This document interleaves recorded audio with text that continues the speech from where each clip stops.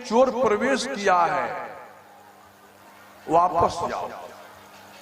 वहां से लौटते हैं, प्रथमतः चंद्रमा मिलते हैं, मृग चर्म से चंद्रमा पर प्रहार करते हैं। आज भी चंद्रमा में मृगांक बना हुआ है। तमाम लोग भाव कहते हैं, हाय मैं अंक में कलंक बतलाता कोई। कोई कहता है कि चंद्रमा में कलंक है, मैंक माने चंद्रमा है, मैंक अंक में कलंक बतलाता कोई। कोई बतलाता उससे मेदिनी की छाया है। लंका कांड में सुग्रीव जी ने राम जी से कहा था, तो सुग्रीव सुनहु रघुराई ससीमा प्रगट भूमि की छाई। चंद्रमा में पृथ्वी की छाया। हाय मैं के अंक में कलंक बतलाता कोई, कोई बतलाता उसे मेदिनी की छाया है। कोई कहता वह पंख है पयोनिधि का। वैज्ञानिकों का यह सिद्धांत हो गया, अपना जो प्रशांत महासागर है वो उतना ही बड़ा है जितना चंद्रमा है। इसका अनुमान है कि कभी कोई ग्रह टकरा करके पृथ्वी के नजदीक से गुजरा तो चंद्रमा जितना पार्ट है प्रशांत महासागर के उतना टूट करके अलग हो गया। और तब तक वो ग्रह इतना दूर चला गया कि उसमें भी नहीं मिला, इधर भी नहीं मिला और उसी जगह लटका रहा। कोई कहता वह पंख है पयोनिधि का, कोई मृग शावक उसे ठहराया है। कोई कहता है कि मृगा का बच्चा जो है मृग शावक, वह कोई मृग शावक उसे ठहराया है। मेरे जान बिरंची ने बिलो का जब कैसा कमनीय मैंने विधु को बनाया है। लग जाए न डीठ कहीं किसी को, यह भयमान रुचिर डिठौना चंद्रभाल पर लगाया है। चंद्रमा पर जो माताएं बालक को श्रृंगार करती है तो उसको काला पीला कुछ लगा देती है कि नजर न लगे।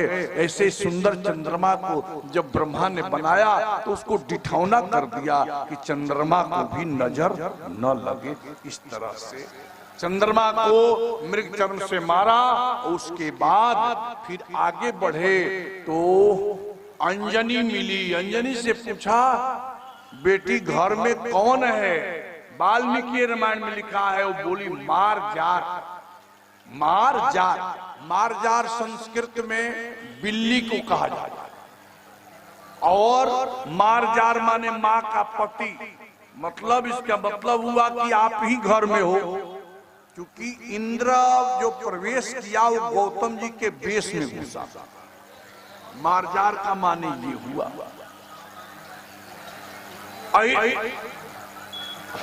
उसे भी श्राप दिया, उसका नाम था अंजनी। जाओ तू बंदरी हो जा, तत्काल बंदरी हो।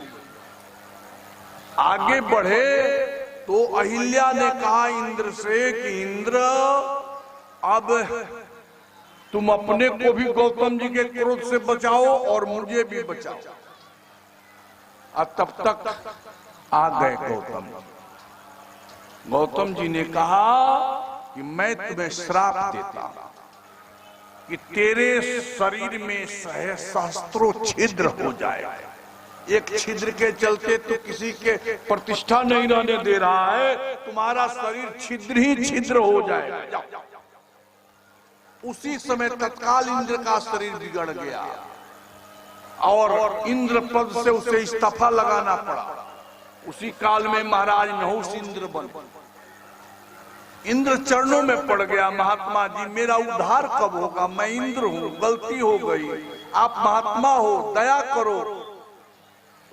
गौतम जी ने कहा कि अभी नहीं, त्रेता युग में भगवान राम जनकपुर में धनुष तोड़ेंगे, उनका विवाह होगा और जब वो दुल्हा बनेंगे, दुल्हे रूप के दर्शन तुम करोगे, उस समय तुम्हारे जितने छिद्र है वो नेत्र में बदल जाए। सामने अहिल्या पड़ गई, अहिल्या को श्राप दिया, अहिल्या तुम्हें अपना पति और पर पति पहचान में नहीं आता है, जाओ तो पत्थर हो जाओ।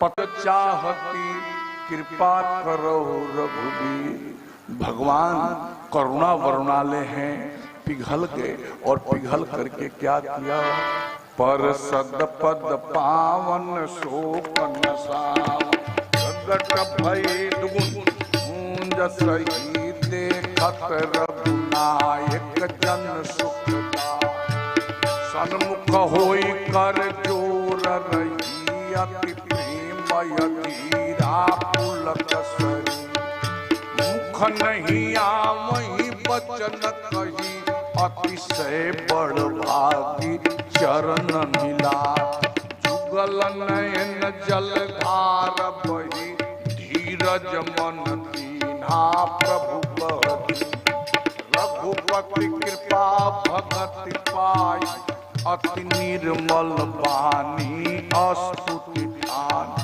ज्ञान गम में जय रघुराई। यह स्तुति स्त्रियों को याद कर लेना चाहिए, रामायण में बाल कांड में है, इससे शरीर पवित्र होता। मैं नारी पावन प्रभु जग पावन, रावण रिपु जन सुखदाय, राजीव विलोचन भव भय मोह, पाहि पाहि शरण नियाई, मुनि श्राप जो दीना अति फल, परम अनुग्रह मैं माना, देखो भरि लोचन हरि भव, यही लाभ शंकर जाना, विनती प्रभु मोरी मैं मति, नाथन मांगो बरयाना। अहिल्या ने कहा प्रभु मैं दूसरा वर नहीं चाहती, एक वरदान दो। मम मन अनुरागा, प्रभु मेरा मन भौरे के भांति आपके चरण कमल का मधुर पान किया करे, यही वरदान दो।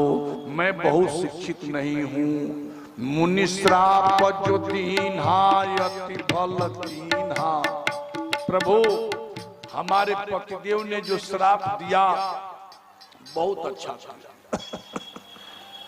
करोड़ों वर्ष भी मैं तपस्या करती तो आपका दर्शन भला होता क्या। मुनि श्राप जो दीन्हा अति फल परम अनुग्रह मैं माना, देखो भरि लोचन हरि भव। आज पूरी आंख भर करके भवमोचन दिव्य शरीर को जो भगवान के दर्शन कर लेगा उससे संसार छूट जाता। ये मेरा सौभाग्य है। अतः हे प्रभु आज से ही प्रदान दो कि आपके चरण कमल के हमारा मन भंवरा बन करके लुभा रहे। मैंने प्रभु आपके चरण हमें कभी न भूले। इस तरह से वर मांगी और अस्पर्वुद्दीन बंधुहरि कारण रहित दयाल तुलसीदास सठता ही भजो छाड़ी कपट जंजाल। अरे ये कपट माने स्वार्थ और जंजाल को छोड़ करके भगवान को क्यों नहीं भजता है। जो बिना कारण के अहिल्या पर इतनी बड़ी कृपा कर गए तो हम अगर उनको भजन करेंगे तो पता नहीं भगवान क्या करेंगे। इस तरह से अहिल्या उद्धार की कथा किया। तब प्रभु ऋषि न समेत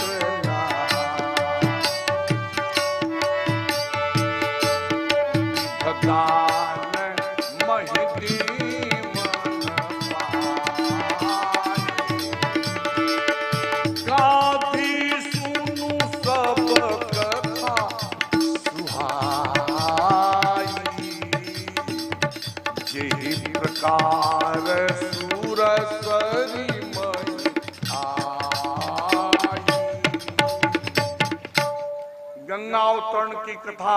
गंगा कैसे भूमंडल पर आई, कैसे महाराज भगीरथ ने तपस्या किया, शंकर जी को प्रसन्न किया, गंगा जटा में उतरी, उसके बाद हरिद्वार होते हुए प्रयागराज, काशी, पाटलिपुत्र होते हुए गंगा सागर पहुंच करके महाराज सगर के 60,000 के पुत्रों को उद्धार की कथा लंबी है।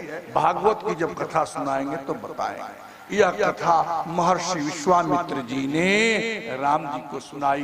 राम जी ने गंगा स्नान किया, उसके बाद हरखी चले मुनि वृंद सहाय,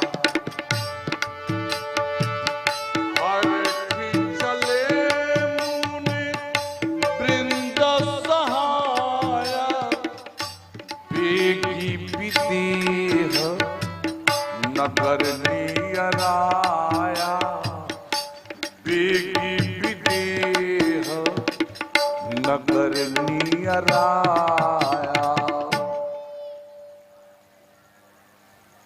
संपूर्ण महात्माओं के साथ जनकपुर की यात्रा प्रारंभ हुई और शीघ्र ही जनकपुरी भगवान राम पहुंच गए।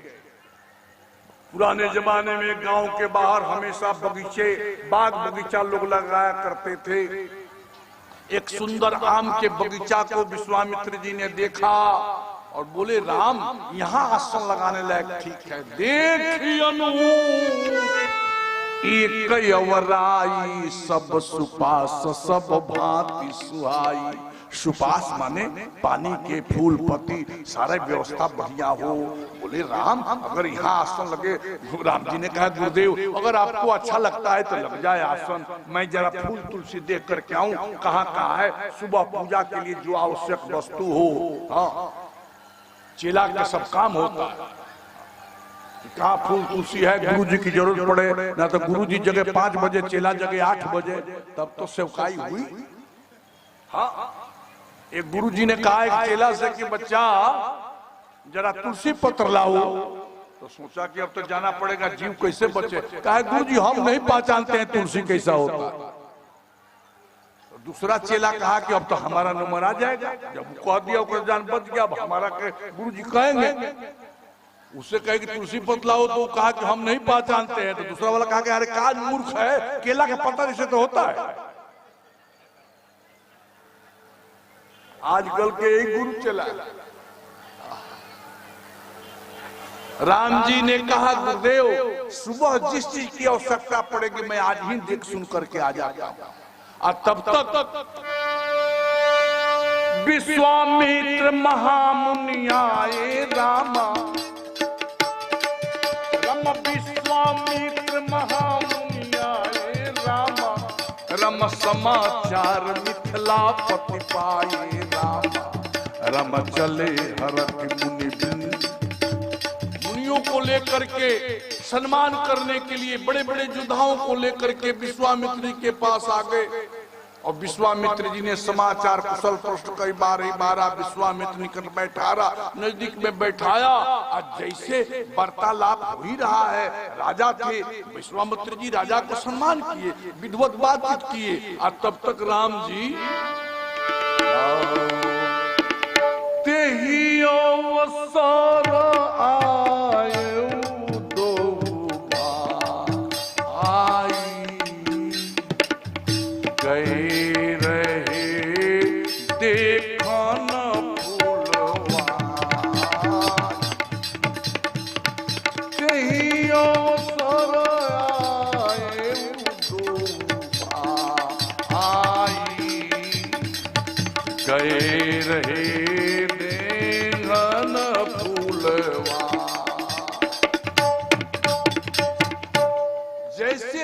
लखनलाल जी आए, उठे सकल जब रघुपति आए, सब लोग खड़े हो गए, जनक जी भी खड़े हो गए। एक तेजस्विता का प्रमाण है राम जी में कितना तेज है। लोग कहते हैं पहले प्रणाम न कर, अरे प्रणाम करने कराने की बात थोड़े होती है, ये नासमझी है। तेजस्विता के सामने झुक जाना पड़ता है। जैसे हम देख रहे हैं हैवी लाइट जला दो, अभी तो आंख हमारी देखेगी उसकी तरफ, नहीं देख पाए क्योंकि हमसे ज्यादा तेज उसके पास है। एक बहुत बड़ी समस्याएं हैं। जनक जी महाराज सम्मान में खड़े हो गए, निश्चित है कि राम जी के पास ज्यादा तेज है। और प्रेम से बोले महात्मा ये दो पालक कौन से हैं?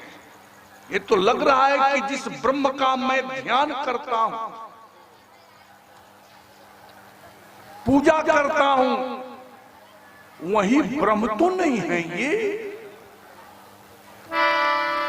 राम कहु नाथ सुंदर दो बालक, रामा हो रामा।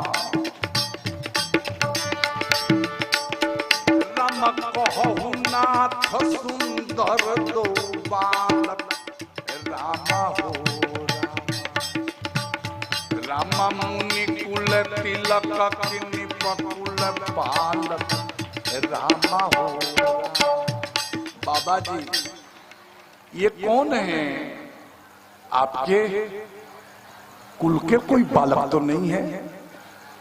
फिर कहा कि नहीं बाबा जी तो ब्रह्मचारी बाबा है, संतान कहां से आवे? लगता है कोई राजकुमार को तो मांग के नहीं लाए हैं। मुनि कुल तिलक किनि पकुल पालक, रामा हो रामा। रामा मुनि कुल तिलक किनि पकुल पालक, रामा हो रामा। मुनिकुल तिलक नहीं, निपुल पालक, धनुष्बाण हाथ में है, राजकुमार है, मृग चरम लगाए हुए हैं, लग रहा है मुनिकुल के हैं। कहु नाथ, हे स्वामी बताइए। फिर विश्वामित्र जी अभी चुप हैं, तब तक जनक जी ने कहा, रामा ब्रह्म जो निगमनेति कहि गावा, रामा हो रामा। रामा ब्रह्म जो निगम नेति कहि गावा, रामा हो रामा। रामा उभय पेश धरि की सोयावा, रामा हो रामा। जिस ब्रह्म की परिकल्पना वेद ने नौइति नौइति करके किया है, वेद हमेशा ईश्वर के निरूपण को पर्याप्त नहीं मानता है। वेद कहता है कि जितना मैं कह रहा हूं बहुत कम है, इससे भी वो बड़ा है। नेति नेति नेति नेति माने नौइति नौइति करके जिसका गान किया है, लग रहा है वही ब्रह्म दो रूप में तो नहीं आ गया। विश्वामित्र जी पूछना चाहें कि इसका प्रमाण क्या है? कहे कि राजन प्रमाण है, इन्हीं बिलोकतयति अनुरागा, रामा हो रामा। रामा बरबस ब्रह्म सुख ही मन त्यागा, रामा हो रामा। जिस ब्रह्मानंद में सर्वदा मैं लैनुन रहा हूं, वहां से मन हमारा ध्यान टूट रहा है। लगता है कि वो ब्रह्म से ज्यादा पावरफुल ब्रह्म है, इसीलिए मैं समझ रहा हूं। विश्वामित्र जी ने कहा कि जनक जी को बता देना चाहिए सत्य बातें। जनक जी महाराज, रामाई प्रिय सब ही जहां लगी प्राणी, रामा हो रामा। जगत में ऑल ओवर वर्ल्ड में जितने जनरेशन हैं सबको ही अच्छे लगते हैं। रामा से सब प्रिय जहां लगे प्राणी। क्यों? अच्छा, शक्कर किसके मुंह में डाला जाए कि खट्टा लगेगा? किसी को लगेगा क्या? सबको मीठा ही लगेगा। राम जी भला किसको अच्छे नहीं लगेंगे? प्राण प्राण के जीव सुख के सुख राम, तुम तज तात सुहात गृही, जिनहि तिनहि विधि बाम। जो राम जी को छोड़ करके दुनिया को चाहता है, मानो ब्रह्मा उसे टेढ़े पड़ गए। जैसे विश्वामित्र जी ने कहा कि ये सबको प्रिय लगने वाले हैं, राम जी समझ गए कि दार्शनिक हैं, जनक जी समझ जाएंगे। गुरु जी को खोदा, गुरुदेव ये रेफरेंस मेरा मत दो, ये यहाँ ससुराल बनानी है, सब देवियां जान जाएगी कि ब्रह्म है, तो गाली कैसे गाएगी? आनंद नहीं आएगा। माधुर्य में आनंद आता है, ऐश्वर्य में आनंद नहीं आता है। इसलिए व्यक्ति को अपने प्रेम भाव में ऐश्वर्य प्रकट नहीं करना चाहिए। मैं ये हूँ, मैं बड़ा हूँ, बड़ा बुद्धिमान हूँ, बड़ा पंडित हूँ, बड़ा धनवान हूँ, ये सब नासमझी का परिचय। अरे क्या हो इस ब्रह्मांड में? इस ब्रह्मांड के सामने हम लोग की कौन सी क्षमता है, क्या शक्ति है हमारा? विश्वामित्र जी ने परिचय बता दिया। रघुकुल मानी दशरथ के जाए, मम हितला की नरेश पट। हे राजन, रघुकुल शिरोमणि श्री दशरथ जी महाराज के पुत्र ये राम और लक्ष्मण हैं। मेरे यज्ञ की रक्षा के लिए राजा ने अपने पुत्र को भेजा है। इन लोगों ने यज्ञ की रक्षा किया, असुरों का संहार किया, अहिल्या का उद्धार किया। महाराज मखरा के उस सब साख जग जीते असुर संग्राम, रणभूमि में असुरों को जीत लिया, अहिल्या का उद्धार किया। महाराज इतनी प्रशंसा किया कि जनक जी मुस्कुरा पड़े। बोले महात्मन, तब तो बगीचा में अब आसन आपका नहीं रहेगा। बोले क्यों? कहा कि अब तो हमारे यहाँ के चीफ गेस्ट हुए राजकुमार, श्री सम्राट दशरथ जी का पुत्र राजकुमार न हुआ तो राजकुमार बगीचा में सोएंगे? राजधानी में आपको तो मेरे यहाँ सर्किट हाउस में विश्राम मिलेगा। लिखा है रामायण में, कुछ नहीं कह रहा, मेरी अपनी अभिव्यक्ति है। सुंदर सदन सुखद सब कहाँ पास ले दीन भुआ। सुंदर सदन सुखद सबका। अब सोचो वैज्ञानिक लोग 9 लाख वर्ष पहले एयर कंडीशन मकान अपने भारतवर्ष में बनते थे। 9 लाख वर्ष पहले सुखद सब काला माने एयर कंडीशन मकान, माने गर्मी में ठंडा रहे, ठंडा में गर्म रहे। सुखद सब काला का मतलब क्या हुआ? हर समय में वो भवन आनंददायक। तो 9 लाख वर्ष पहले हम कितने विकसित थे कि ऐसे भवन बनते थे महाराज। तहां बास ले दीन भुआला, वहां पर महाराज ने ले जाकर के बास दिलाया और भोजन सेवकाई करने के बाद राजा राजकाज में चले गए। इधर कथा होने लगी। कथा होते होते लखनलाल जी की जिज्ञासा हुई कि जरा जनकपुर नगर तो घुमा जाए, महल में कब तक बैठे रहेंगे? गांव के लोगों को रोक लग गया कि अंदर कोई नहीं जाएगा, बाबा जी परेशान होंगे। इसलिए अब तो लोगों को दर्शन देना होगा ना। लखनलाल जी मुस्कुरा पड़े तो राम जी समझ गए। लखन हृदय लालसा बिसेखी और जाई जनकपुर आई देखी। जनकपुर चल के नगर दिखाते बड़ी इच्छा है, लेकिन डर था। गुरुजी कहेंगे बड़ा उद्धट लड़का है, इसको कथा में मन नहीं लगता है, घूमना चाहता है। तो प्रभु भय बहुरी मुनि ही सकु चाही, अप्रगट न कहीं मन ही मुस्काही। राम जी का भी डर है, अब मुनि जी से संकोच है। राम जी समझ गए कि मेरा छोटा भाई लक्ष्मण कुछ चाहता है। राम अनुज मन की गति जानी, भगत बछलता ही हुलसान। राम जी अनुज माने छोटे भाई के मन की बात जान गए। भक्त बत्सल हृदय टूटने लगा। मेरा छोटा भैया कुछ चाहता है, इसकी इच्छा पूरा करो। और गुरुदेव से कहा, विश्वामित्र जी बोले राम कुछ कहना चाहता है। बोले गुरुदेव मैं तो नहीं, पर मेरे छोटा भैया लक्ष्मण कुछ कहना चाहता है। नाथ लखन पूरे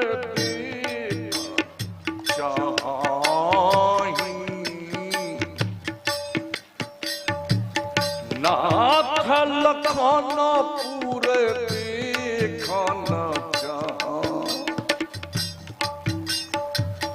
प्रभु सकोच डर प्रगट न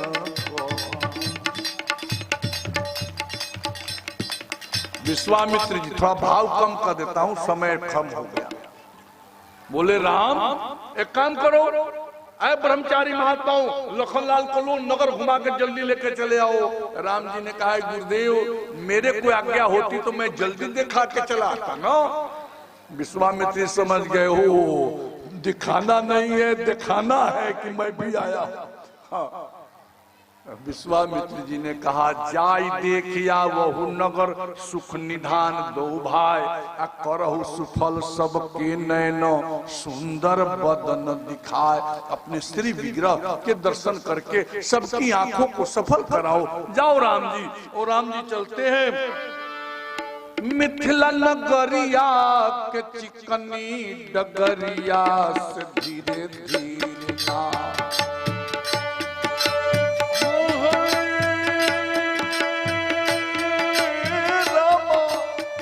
मिथिला नगरिया के चिकनी डगरिया से धीरे धीरे चली जात दोनों भैया से धीरे धीरे ना।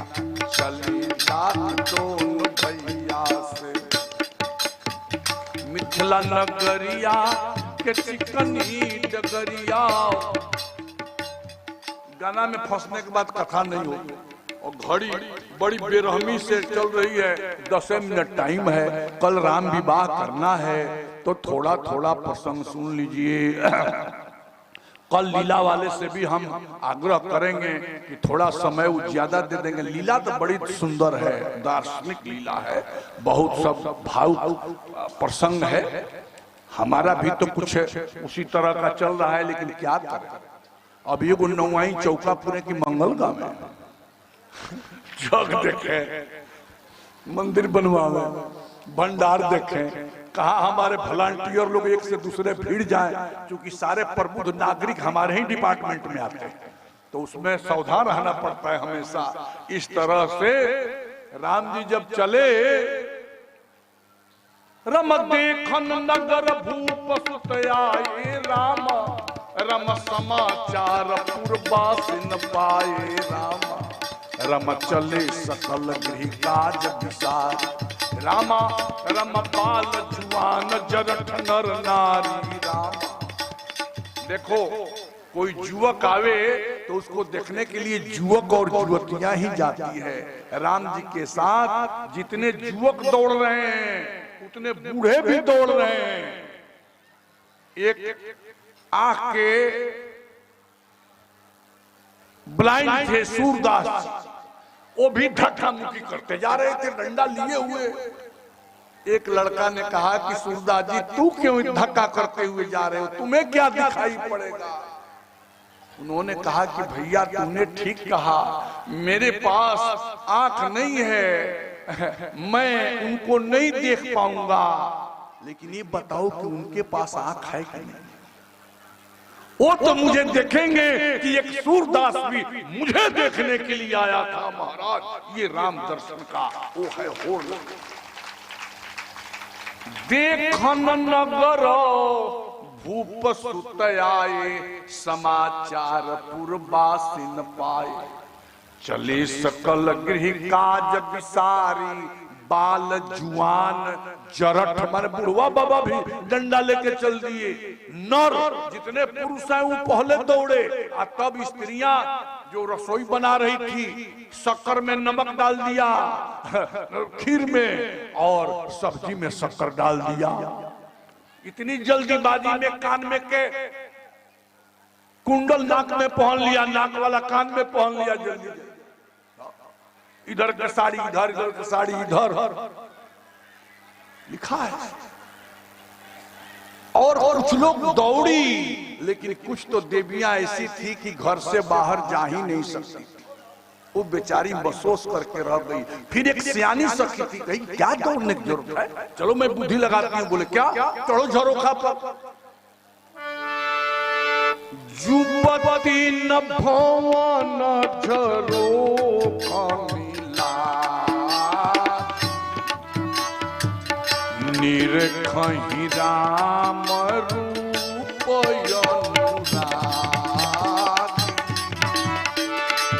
युवती न भवन झरोखा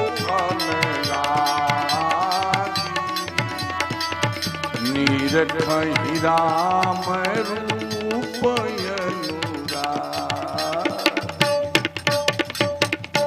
युवतियां झरोखे से ऊपर से देख रही हैं, अनुराग पूर्वक राम जी के रूप में। एक सखी कही कि सखी क्या कहीं परस्पर, स्त्रियों की आदत होती है आपस में किसी के सौंदर्य की चर्चा करना। कहीं परस्पर बचन सप्रीति, सखीन कोटि काम छवि जीती। कहु सखी असकोतन धारी, जेहि नरमुह यह रूप निहारी। ए सखी, ऐसा कौन सा संसार में पुरुष होगा, कौन तनधारी नहीं होगा जो इनको देख करके मोहित न हो जाएगा। अर्थात सुर नर असुर नाग मुनि माही, शोभा यस कहूं सुनियत नाही। अब बताओ, तुलसी बाबा लिख देते कि शोभा अस कहूं देखियत नाही। शोभा आंख से देखने के विषय है कि सुनने का।